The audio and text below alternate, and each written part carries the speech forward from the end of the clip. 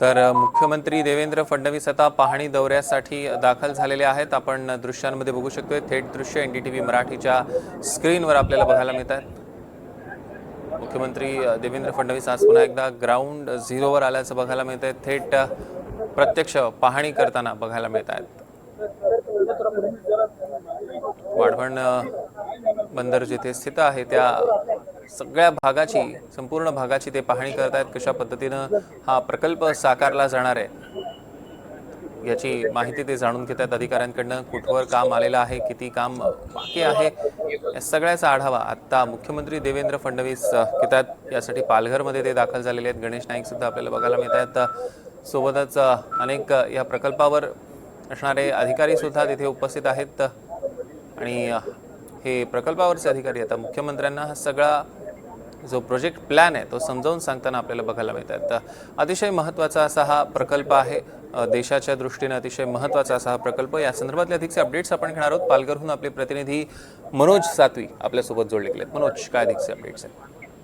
तर मुख्यमंत्री देवेंद्र फडणवीस वाढवण जवळील चिंचणी बीच येथे दाखल झाले आहेत। अवघ्या वाढवण बंदरापासून काही मिनिटाच्या अंतरावर हे वाढवण हे चिंचणी बीच आहे आणि या ठिकाणावरून जो समुद्र किनारा आहे, जे बंदर होणार आहे समुद्रामध्ये मोठी प्रमाणात भराव करून जे बंदर होणार आहे त्या संदर्भातला जो प्लॅन आहे ते मुख्यमंत्री नकाशाच्या माध्यमातून जे अधिकारी आहेत ते मुख्यमंत्र्यांना समजावून सांगत आहेत।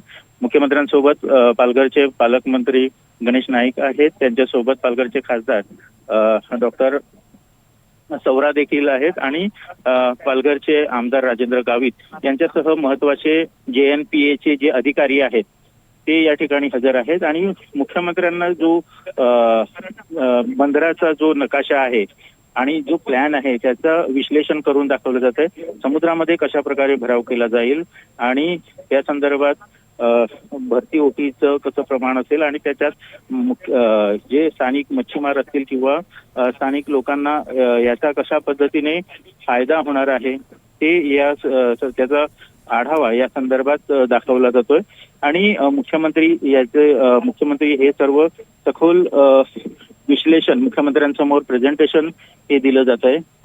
आपण पाहू शकतोय कशा पद्धतीने हा जो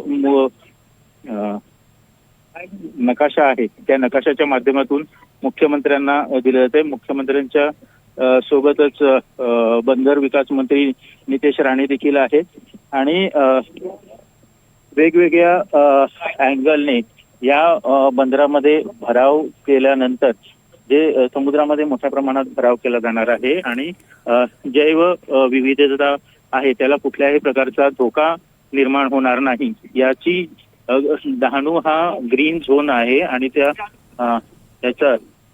त्याचा पर्यावरणाला धोका होऊ नये यासाठी या सगळ्याचा विचार करूनच हा प्रकल्प केला जातोय। मनोज, या संदर्भातले अधिकचे अपडेट्स आम्ही तुमच्याकडनं घेणार आहोत। तुर्तास धन्यवाद।